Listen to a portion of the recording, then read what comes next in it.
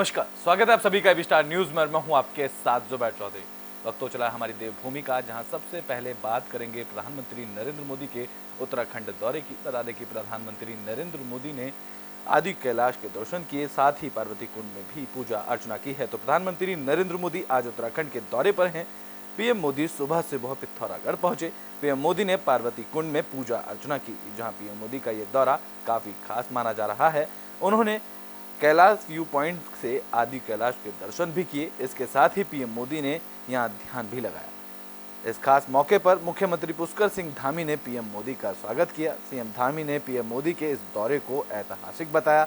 उन्होंने कहा कि पीएम मोदी पिथौरागढ़ में उत्तराखंड के लिए अरबों की विकास योजनाओं की आधारशिला रखेंगे। साथ ही कई योजनाओं का शुभारंभ किया गया। इसमें नेशनल हाईवे 309 में बागेश्वर से कनाली छीना तक डबल लेन सड़क और चंपावत में 50 बेड का अस्पताल भी शामिल है। बता दें कि नई योजनाओं में अस्पताल, पुल, सड़क, खेल सुविधाएं शामिल।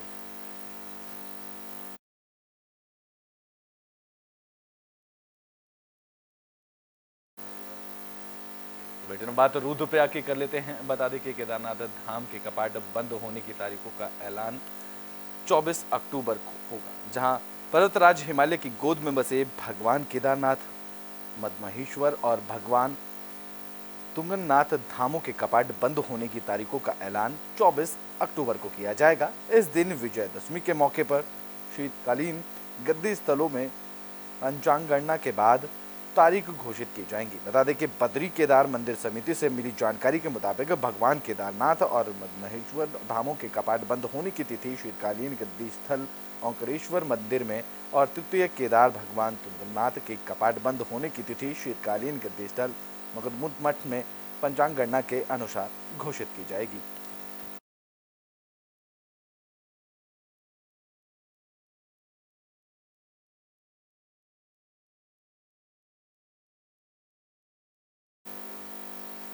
तो बुलेटिन में बात कर लेते हैं अब उत्तराखंड की पुलिस की, जो अब नई टेक्नोलॉजी के सहारे मुजरिमों को पकड़ने में लगी हुई है, जहां नई टेक्नोलॉजी और साइंस पर जोर देने के लिए किया गया है। तो उत्तराखंड में पुलिस को अपडेट करने के लिए पुलिस महकमे के बड़े अफसर सराहना नए पहलुओं के कदम उठा रहे हैं, जहां पुलिस को अब पुरानी प्रथा से हटकर अब नई टेक्नोलॉजी और साइंस के आधार पर आगे चलना होगा, जिसके लिए हाल ही में राजधानी देहरादून में पुलिस साइंस कांग्रेस का आयोजन किया गया, जिसमें केंद्रीय गृह मंत्री अमित शाह मुख्य अतिथि के रूप में शामिल हुए। वहीं पुलिस के अपग्रेड वर्जन को लेकर उत्तराखंड के डीजीपी ने कहा है कि पुलिस को अब वैज्ञानिक तरीके से अपडेट होने की जरूरत है, चाहे फॉरेंसिक की बात हो या फिर मोबाइल सर्विलांस और सीसीटीवी की बात। हर जगह साइंस की ही बात है। पुरानी प्रथा को छोड़कर नई टेक्नोलॉजी के आधार पर पुलिस को चलना होगा और नई आर्टिफिशियल इंटेलिजेंस टेक्नोलॉजी पर आधारित अब आगे बहुत कुछ निर्भर रहेगा, लेकिन यह हमारे लिए एक चुनौती भी है। सीधे तौर पर उन्होंने इसको एक चुनौतीपूर्ण कदम बताया है। देखिए, पुलिस साइंस तो पुलिस भी कहीं ना कहीं साइंटिफिक तरीकों का उपयोग करती है, उसकी बहुत ज़रूरत है। पुलिस में टेक्नोलॉजी के यूज की बहुत ज़रूरत है। अब वो पुरानी ट्रेडिशनल पुलिसिंग का समय नहीं रहा। तो देखो, कदम कदम पे हमें मोबाइल की ज़रूरत है, सीसीटीवी की ज़रूरत है, सर्विलांस की ज़रूरत है। तो सारा काम टेक्नोलॉजिकल हो गया है। तो पुलिस को समय के साथ बदलना होगा। और पुलिस फॉरेंसिक भी साइंस है, साइबर भी पूरा साइंस है, ये सब के सब चीज़ों में जो सीसीटीवी वगैरह वो भी पूरा साइंस है। तो इसको कैसे हमें रेगुलरली अपग्रेड करना है, तो पुलिस को लगातार मंथन करना होगा। तो बुलेटिन में बात हरिद्वार की कर लेते हैं, जहां रियल एस्टेट में हुए घोटालों की जांच अब एसआईटी करेगी। तो हरिद्वार जिले में हुए बड़े रियल एस्टेट घोटाले की जांच अब एसआईटी करेगी, जिसे लेकर एसएसपी ने एसपी क्राइम के नेतृत्व में 11 सदस्यीय एसआईटी टीम का गठन किया। बता दें कि हरिद्वार के कई इलाकों में लोगों को सस्ते और अच्छे प्लॉट बेचने का सपना दिखाकर ऑक्टागन बिल्डर नाम की कंपनी ने करोड़ों रुपए का घोटाला किया था। इस मामले में मुख्य आरोपी और उसकी महिला सहयोगी को पहले ही गिरफ्तार किया जा चुका है, जिन पर 50 से ज्यादा मुकदमे दर्ज हैं। घोटालेबाजों पर कार्रवाई होने के बाद पुलिस बाकी पीड़ित भी पुलिस के पास शिकायत लेकर पहुंच रहे हैं, जिसको देखते हुए इस मामले की जांच के लिए एसआईटी का गठन किया गया है। बता दें कि 600 बीघा जमीन पर घोटाले की बात सामने आ रही है, जिसकी कीमत सैकड़ों करोड़ रुपए की बताई जा रही है। एसआईटी जांच से इस रियल एस्टेट घोटाले में कई बड़े नाम भी अब सामने आ सकते हैं। इसमें हमें लगातार शिकायतें प्राप्त हो रही थी और कभी हमारे पास करीब 70 से ऊपर पेंडेंसी शिकायतों की थी। उसके शीघ्र निराकरण के लिए, शीघ्र उसके निस्तारण के लिए एसपी क्राइम के नेतृत्व में एक एसआईटी टीम का हमने गठन किया है और इसमें जितने भी शिकायतें हैं उनमें अभियोग पंजीकृत करके आगे की जो लीगल कार्रवाई है वो जल्दी से जल्दी पूर्ण कराने के लिए इनको इसमें अरेस्टिंग हुई थी। जो मुख्य अभियुक्त था उसकी अरेस्टिंग हमारे द्वारा की जा चुकी है। बाकी इसमें अन्य अभियुक्तों की हम लोग तलाश कर रहे हैं और इन पर गैंगस्टर एक्ट के तहत भी कार्रवाई की गई थी और अभी इनके जितने भी वेयर अबाउट्स हैं, जितने इनके अलग अलग जगह पर जो ज़मीनें हैं, अलग इनके जितनी भी संपत्तियां हैं उनकी जांच हम लोग कर रहे हैं और काफ़ी वृहद एक विवेचना इसमें की जा रही है, इसीलिए इसमें एसआईटी का गठन करना ज़रूरी। तो बुलेटिन में बात लैंसडाउन की कर लेते हैं, जहां बाघ को पकड़ने के लिए वन विभाग की तरफ से 2 पिंजरे लगा दिए गए हैं। बता दें कि पौड़ी जिले के लैंसडाउन विधानसभा के नैनीडंडा के क्षेत्र में महिला को मारने वाले बाघ को पकड़ने के लिए वन विभाग ने 2 पिंजरे लगा दिए हैं। इसके अलावा ट्रैकुलाइज करने के लिए भी टीम तैनात कर दी जा रही है, जहां टीम में पशु चिकित्सा अधिकारी भी शामिल किए गए हैं। बता दें कि बीते 3 अक्टूबर को गुड़िया गांव में जंगली जानवर के हमले में एक महिला मारी गई थी। महिला की मौत का जिम्मेदार गुलदार है या बाघ, इसकी पुष्टि अब तक नहीं हो पाई थी, लेकिन सुरक्षा को देखते हुए वन विभाग ने क्षेत्र में एक बाघ और एक गुलदार का पिंजरा लगा दिया था। इस बीच भारतीय वन्य जीव संस्थान ने भी इसकी पुष्टि कर दी है कि महिला को मारने वाला बाघ था, जहां डीएफओ गढ़वाल वन विभाग ने बताया है कि मुख्य वन्य जीव ने गुलदार को बस्ती में दूर करने के लिए पिंजरा लगाने और ट्रैकुलाइज करने के लिए अनुमति दे दी है। अनुमति मिलने के बाद अब प्रभावित क्षेत्र में बाघ को पकड़ने के लिए 2 पिंजरे लगा दिए गए हैं। इसके अलावा ट्रैकुलाइज टीम भी तैनात की जा रही है। उन्होंने बताया कि गाइडलाइन के तहत पीड़ित परिवार को मुआवजे के तौर पर 4 लाख रुपए दिए जाएंगे। फिलहाल 1,20,000 रुपए की अग्रिम धनराशि दी जा चुकी है और बाकी शेष धनराशि भी जल्द ही दे दी जाएगी। उन्होंने बताया कि वन्यजीव हमले में मारे जाने वाले सरकारी नौकरी का कोई प्रावधान नहीं है, जहां प्रभावित परिवार को जो भी मदद होगी नियमावली के तहत वो उनको दी जाएगी। कि लोग जहाँ भी जा रहे हैं एक झुंड के साथ जा रहे हैं कि चलो हम पानी लेने जाएंगे या घास काटने जाएंगे, सारे एक साथ जाएंगे, क्योंकि डर सा ऐसे हो रखा है यहाँ पे। जब पहले तो मतलब दूर दूर सुनाई दे रहा था कि मतलब वहाँ बाघ ने ये किया, वो किया, वो किया, तो हमने कहा कि अब हमारे क्षेत्र में इतना हो नहीं रहा है। कल परसों से यहाँ हाथी भी दिखाई देने लगे। तो सरकार से ये मांग है कि जो हमारे वो नेशनल पार्क है वहाँ आवाजाही कम कर दिया जाए और जो जानवर है ताकि वो बाहर न निकले। नैनीतांडा क्षेत्र में नैनीतांडा से लेकर आगे जाने वाले हाईवे पर कल शाम को 7:30 बजे एक टाइगर की गतिविधि दिखाई दी। हमें सस्पेक्टेड है कि ये वही टाइगर है जिसने दिनांक 3 तारीख को जो घटना हुई थी महिला को मृत किए जाने की, उसी टाइगर द्वारा की गई है।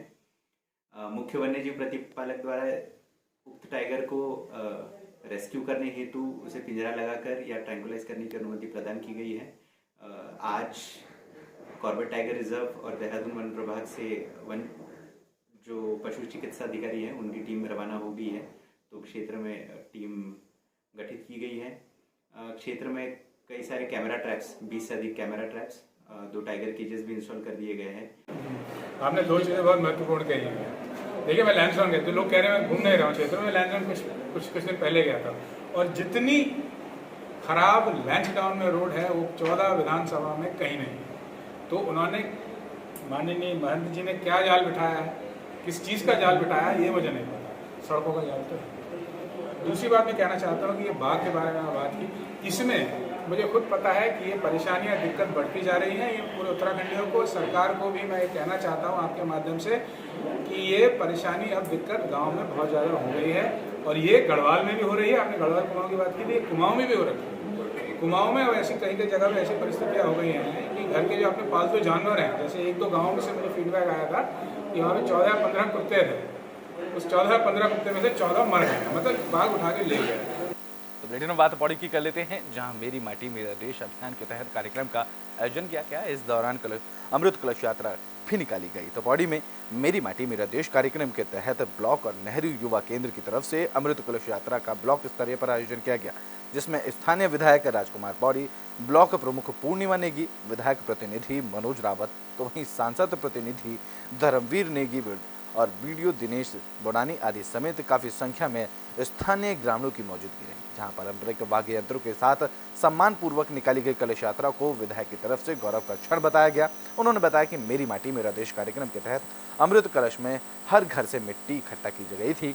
अब ब्लॉक स्तर पर अमृत कलश यात्रा से मिट्टी इकट्ठी की जा रही है। उन्होंने बताया कि अमृत कलश यात्रा 30 अक्टूबर को नई दिल्ली में समाप्त होगी। उन्होंने कहा कि राज्य और केंद्र शासित प्रदेशों में एकत्रित की गई कल अमृत कलशों को अमृत वाटिका में रखा जाएगा। कार्यक्रम है और आदरणीय मोदी जी की सोच से निकला हुआ कार्यक्रम है, इसलिए ये कार्यक्रम वास्तव में जनता की भावनाओं से जुड़ा हुआ कार्यक्रम है। और जो क्षेत्रों से मिट्टी कलेक्ट की गई थी उसे विकास खंड में एक कलश में एकत्रित करके इसके बाद दिल्ली में मिट्टी इकट्ठा होकर इसे हमारे मुख्यालय देहरादून भेजा जाएगा। उसके बाद वहाँ से ये मिट्टी जो है दिल्ली अमृत वाटिका में इसका यूज होना है। ये वास्तव में श्रद्धांजलि के रूप में सैनिकों के लिए श्रद्धांजलि के रूप में है और इसको कार्यक्रम को देखा जाए तो वास्तव में बहुत ही पुण्य कार्यक्रम है। बहुत सुंदर कार्यक्रम वहाँ पर महिलाओं के द्वारा किया गया। बड़े सम्मान के साथ उस मिट्टी को यहाँ से कलश में रखकर बड़े ढोल दमाओं के साथ वहाँ विदाई की गई। आदरणीय मोदी जी का जो सपना था और उन्होंने घोषणा की थी कि आने वाला जो दशक है ये जो अभी चल रहा है ये उत्तराखंड का दशक होगा, और उन्होंने इस मायने में अपनी बात को साबित किया कि उत्तराखंड में हमारा सैन्य धाम बन रहा है जिसे हम 5वें धाम के नाम से जानेंगे। और ये हमारे उत्तराखंड में प्रत्येक परिवार में सैनिक पाए जाते हैं, सैनिक होते हैं। तो बुलेटिन में बात देहरादून की कर लेते हैं, जहां प्रवर समिति की दूसरी बैठक का आयोजन किया गया। इस बैठक में राज्य आंदोलनकारियों के आरक्षण को लेकर चर्चा की गई। तो राज्य आंदोलनकारियों के आरक्षण विधेयक में त्रुटियों को दूर करने के लिए बनाई गई प्रवर समिति की दूसरी बैठक की गई, जहां इस बैठक में राज्य आंदोलनकारियों को 10% आरक्षण विधेयक में उन बिंदुओं पर चर्चा की गई जिनकी वजह से विधेयक पिछले 7 सालों से लंबित है। बता दें कि कांग्रेस के विधायकों की लेट लतीफी के कारण बैठक स्थगित की गई थी और आज बुधवार को यह बैठक संपन्न हुई। इस बैठक में सभी सदस्य शामिल हुए। इस बैठक के बाद समिति के अध्यक्ष प्रेमचंद अग्रवाल ने कहा कि बैठक में विधेयक के सभी बिंदुओं पर विस्तार से चर्चा की गई है। सभी सदस्यों ने अपने सुझाव दिए हैं जिन्हें ड्राफ्ट में सम्मिलित करने के बाद जल्द ड्राफ्ट को अंतिम रूप देकर तैयार किया जाएगा। बता दें कि साल 2015 में तत्कालीन कांग्रेस सरकार ने इस विधेयक को अनुमोदन के लिए राज्य भवन भेजा था, लेकिन 2 राज्यपाल और 3 मुख्यमंत्री के बदल जाने के बाद इस पर कोई भी फैसला नहीं लिया जा सका है, जिस पर हाल ही में राज्य भवन की त्रुटियों के कारण वापस आने के बाद इस विधेयक को एक बार फिर से धामी सरकार ने मानसून सत्र में विधानसभा की समितियों को विधेयक सौंपकर राज्य आंदोलनकारियों को 10% आरक्षण जल्द ही देने का भरोसा दिया था। इसलिए थी कि हम लोग बहुत विस्तार से उसमें बातचीत करें, किसी भी एंगल पे कोई विषय न छूटे, आने वाले टाइम पे कोई वैधानिक कठिनाई न आए। इसलिए जब ये विधानसभा के पटल पे जब आया और इसे प्रवर समिति को सौंप दिया गया, तो इसीलिए प्रवर समिति बनी है कि हर बिंदु पे विस्तार से हम लोग गंभीरता से विचार करें और उस पर अंतिम जब मोहर लगे तो किसी को कोई एक इवेंट बट करने का मौका न मिले, इसलिए प्रवर समिति बनी और उसमें हम बात की इसलिए थी। बुलेटिन में बात कर लेते हैं उत्तराखंड के डाक विभाग की, जहां उत्तराखंड के डाक विभाग की तरफ से नई पहल की गई है, जहां कर्मचारियों को टैबलेट दिए गए हैं। तो उत्तराखंड डाक विभाग ने एक नई पहल शुरू की है, जिसमें पोस्ट बैंकिंग करने वाली शाखाओं में पोस्ट ऑफिस कर्मचारियों को टैबलेट देकर उन्हें आधुनिक बनाया जाएगा। इसके अलावा राष्ट्रीय डाक सप्ताह के जरिए उत्तराखंड के सुदूर ग्रामीण क्षेत्रों में कई कार्यक्रम भी चलाए जा रहे हैं, जिसके लिए डाक प्रदर्शनी, स्कूल के बच्चों के लिए पत्र लेखन प्रतियोगिता का भी आयोजन किया जा रहा है। आपको बता दें कि 9 अक्टूबर से 13 अक्टूबर तक राष्ट्रीय डाक सप्ताह मनाया जाता है। इस डाक सप्ताह के तहत डाक योजनाओं को उन क्षेत्रों तक पहुंचाने की कोशिश की जा रही है जहां डाक विभाग की तरफ से चलाई जा रही योजनाओं की जानकारी नहीं पहुंचती। उत्तराखंड डाक सेवा के डायरेक्टर अनुसुईया प्रसाद ने बताया है कि प्रदेश में डाक विभाग ग्रामीण क्षेत्रों में चौपाल कार्यक्रम भी आयोजित करेगा, जिसमें वित्तीय समावेशियों को बढ़ावा दिया जा सकेगा। उन्होंने बताया कि हाल ही में डाक विभाग ने नगर निगम क्षेत्र में नए डाकघर स्थापित किए गए हैं, जबकि 18 अलग अलग जगहों पर डाकघर निर्यात केंद्र भी खोले गए हैं। इन केंद्रों में विदेशों के 5000 पार्सल बुक किए गए हैं, जिससे डाक विभाग को 50 लाख का बिजनेस भी अब तक मिल चुका है। निकाय हैं, उनके बीच में एक सामंजस्य बने और उसके माध्यम से हम ज्यादा से ज्यादा लोगों तक पहुंचे। तो जैसे आपने देखा होगा तहसील दिवस होता है या फिर जो है कहीं पर डीडीसी की मीटिंग होती है, तो हमने अपने जो फील्ड यूनिट हैं उनको इस तरह से जो है गाइड किया है कि आप भी अपना जो ये निकाय। बुलेटिन में बात हरिद्वार की कर लेते हैं, जहां बीएचईएल की 2.5 हेक्टेयर जमीन को ट्रांसफर करने के मामले को लेकर अब कई जगह की सहमति बनी है। जहां हरिद्वार में बीएचईएल की रानीपुर स्थित लगभग 2.5 हेक्टेयर जमीन को ट्रांसफर करने के मामले में हंगामे की खबर सामने आई है। बता दें कि बीएचईएल को टीएचडीसी को जमीन स्थानांतरित करने के लिए डीएम टिहरी और डीएम हरिद्वार के नेतृत्व में दोनों पक्षों के बीच सहमति बनी थी, जिसके लिए स्थानीय विस्थापित लोगों को राजधानी देहरादून और हरिद्वार के कई इलाकों में बसाया गया, जिसकी प्रक्रिया सालों से चल रही है।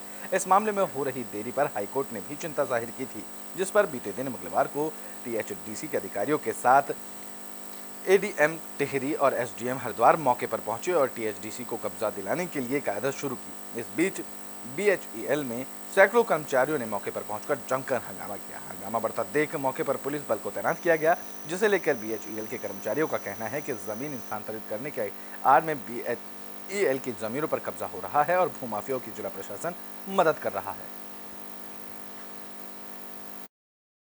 बेचन पिछले कई सालों से 30 एकड़ भूमि वापस देने की मांग कर रहा था, पर इसने उल्टा टीएचडीसी ने यहाँ पर एक ऑर्डर निकालकर इस जमीन पर अवैध कब्जा 8.6 एकड़ जमीन को कब्जाने का काम कर रहा है और यहाँ का प्रशासन और पुलिस प्रशासन, जिला प्रशासन उनके साथ खड़ा हुआ है। हमारा ये जो हमारी बेचल की जमीन पर कब्जा हो रहा है, अगर जिला प्रशासन और सरकार ने इसमें बहुत से अधिकारी इन्वॉल्व हैं, जो इसमें करोड़ों का खेल है, उसके अंदर कुछ अधिकारी और कुछ भू माफिया इसमें शामिल हैं। अगर उस पर निष्पक्ष जांच होगी तो उसमें दूर दूर पानी हो जाएगा और ये बेचल की जमीन वापस होगी। अगर बेचल की जमीन वापस ना हुई तो हम हर स्तर पर बेचल कर्मचारी आठ पार।